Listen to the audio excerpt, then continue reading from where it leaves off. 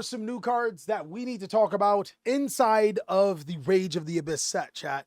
Today, we're going to be going over all the rarities and all of the drama in between. Let's go ahead and jump on in. So here we have it, chat. Rage of the Abyss. Shout out to my man, Dual Daddy, right? It looks like our 24 cards are also available as Quarter Century. So, of course, all of the Secret Rares and Ultra Rares are available as Quarter Century. This looks to be...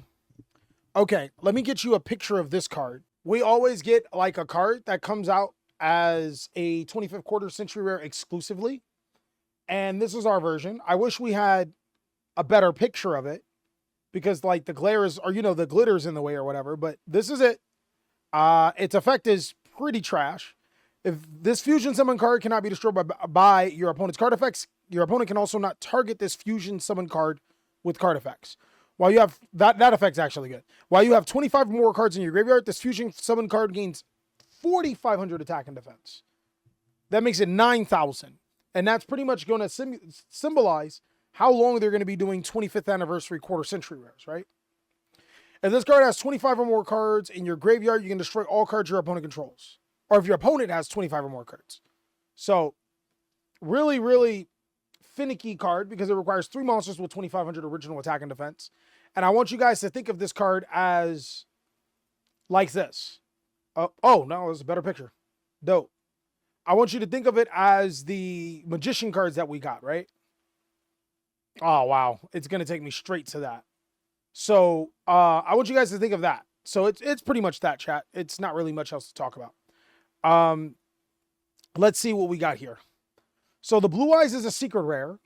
Surfacing Big Jaws is an ultra rare. The Red Eyes card is an ultra rare. Metal Zoe is a super rare. Okay.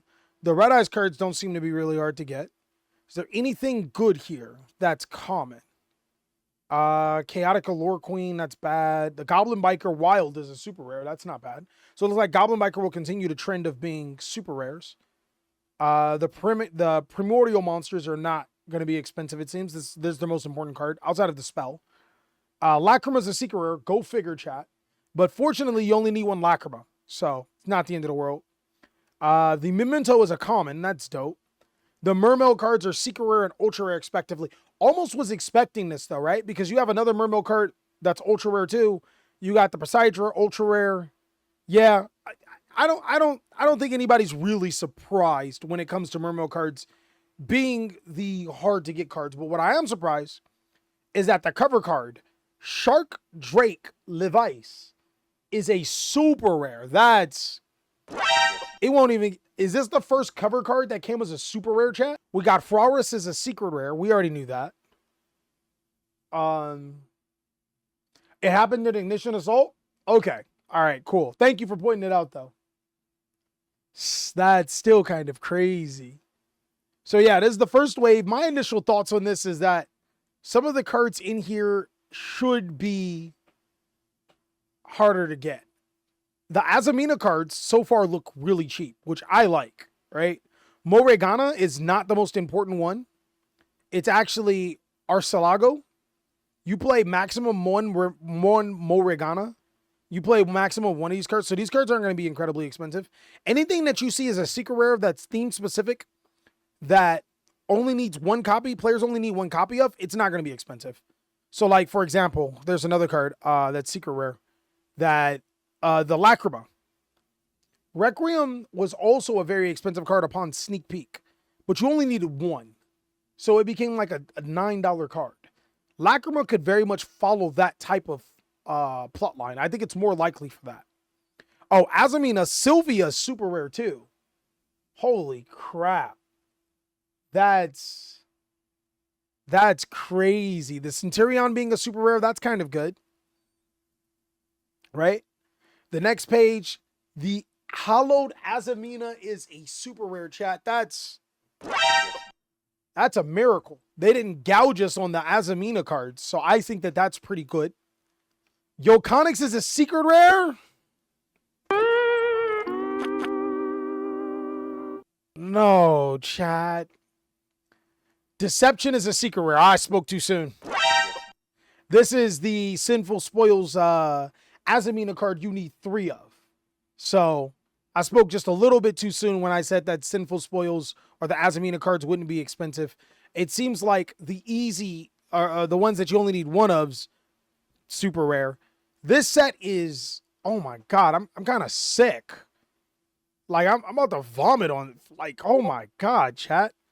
All of the hard to get, or all of the good cards are hard to get, it seems, right? There's not, that they didn't throw us a single bone this time. I don't know how you guys would feel about that. Do you guys feel good about us, them not throwing us a single bone? Buying a case of this set means a little bit more, right? But this is kind of crazy. All right, let's see what else is the next page of Carnage. Oh, it's just showing us all of the QCRs. Oh, no, man. That's kind of sickening, chat. Let's go ahead and see the new cards, though, because apparently there are some new cards that came out. Some new leaks that we got. New support is as follows, chat. This is Supply Soldier of Indestructible Insects. And it's a nod to a card called Supply Soldier from a little while back. It's a level 5 Earth Insect monster. It says when an insect monster effect is activated, like Maxi, you can spell summon this card from your hand. And if you activated this effect in response to your opponent's card activation, like Maxi, negates that effect. That's actually, wow. It can stop Maxi. Also, into the end of your next turn after this card resolves, you cannot spell summon from the extra deck except for insect monsters. Who would have guessed? During your main phase, you can fusion summon one insect fusion monster from your extra deck using monsters from your hand or field. Yo, this card has a lot of potential. I think it's really good for B Troopers, right? I don't really see you activating this card in response to an opponent's activated insect monster effect in the TCG as much. I can't even think of a lot of playable insect monsters, right? So, I don't know. But this card is really good for B Troopers because they have an insect card. But apparently there's another insect monster too. This one's called Heavy Cavalry of the Indestructible Insects. All right. It requires one level 5 or higher insect monster plus an insect monster. Cannot be destroyed by your opponent's card effects. If a face-up monster you control or insect, if all face-up monsters you control are insect monsters, you can target 2 cards on the field, including the insect monster you control. Banish them. That's not bad. I was wishing that it could target 2 monsters on the field, period, and then just get rid of them. But that's not bad. That's actually a solid Yu-Gi-Oh card. Another form of interruption. B Trooper does get stronger here. Insect Invitation. Uh-oh, chat. Uh-oh. Face-up monsters your opponent controls that were not summoned this turn become insect. Holy, we were just talking about how DNA surgery can be good. But this card says face-up monsters your opponent controls that were not summoned this turn become insect. Now, you can only use the following effects of Insect Invitation once per turn. Target 3 of your banished insect monsters, shuffle them into the deck, and draw a card. That's actually great. Because B Troopers, and I know I keep referring back to B Troopers, but if I remember correctly, that's the last insect support that we've had. And it's low-key the strongest. Shuffle them back into the deck and draw card.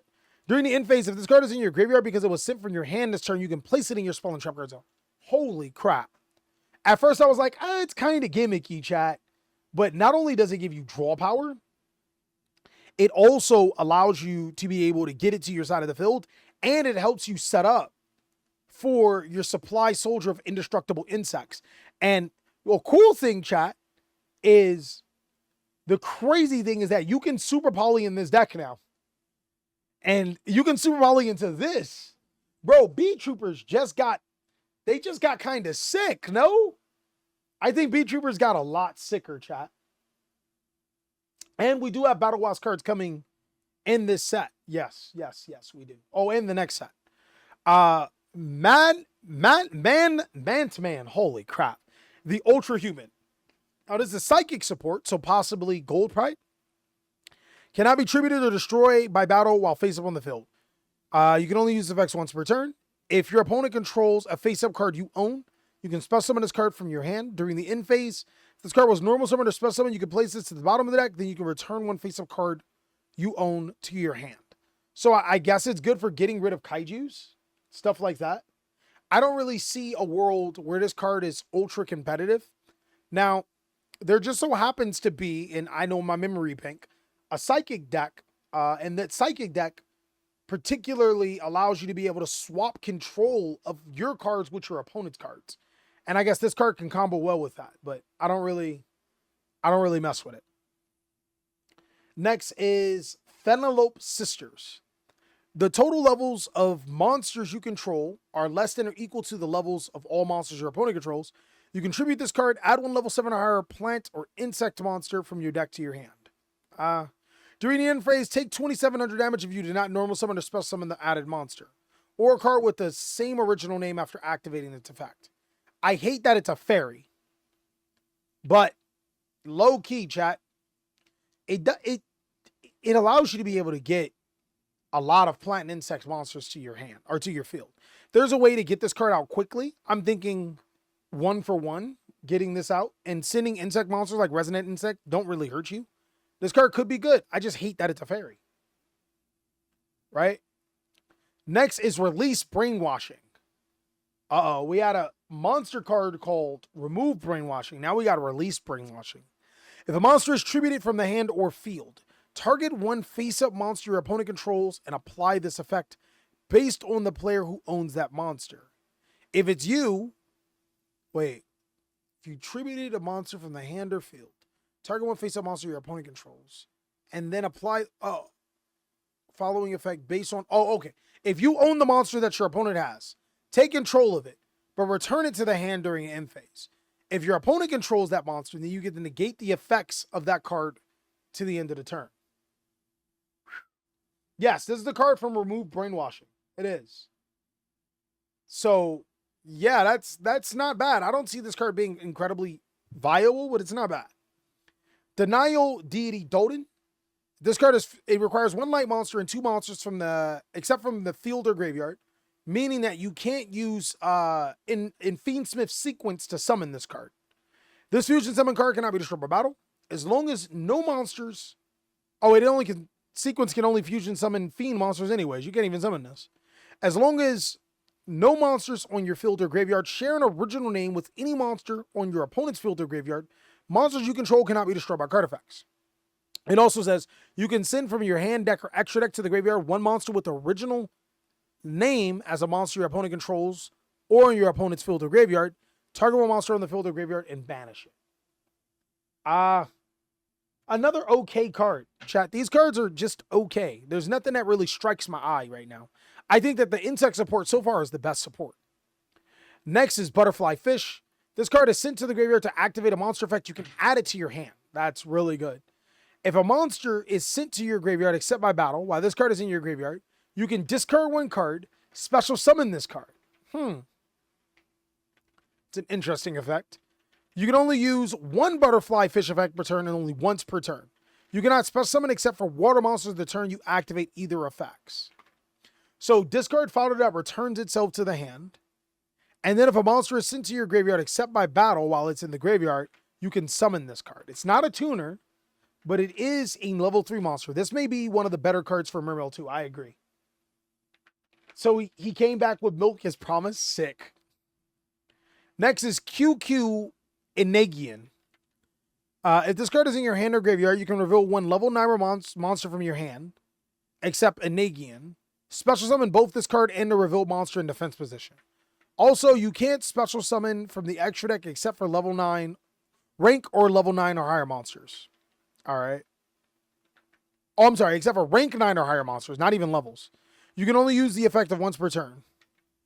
A rank 9 or higher Exceed monster that has this card as material gains 900 attack and defense. I would assume that there's going to be more cards like this. But so far, this doesn't move the needle. The only thing I can think of is True King of All Calamity and Aghanim was in it. Like those type of cards, the True King cards, right? That's a Pokemon? I believe it. I 100% believe it. Is that all we got? Oh, it is generator support. I gotta swear there were more cards, guys. Yeah, but that's actually, hold on, timeout. That card's actually generator support. Holy. This card is in your hand or graveyard. Reveal one level 9 monster in your hand. Whoa, hold on. That card is actually crazy. No, I had to think about it for a second. That card is crazy. There's also some more TCG imports, apparently.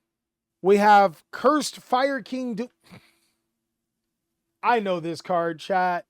If this card is a short battle or a card effect is sent to your graveyard, you can target one face-up monster your opponent controls, loses 400 attack.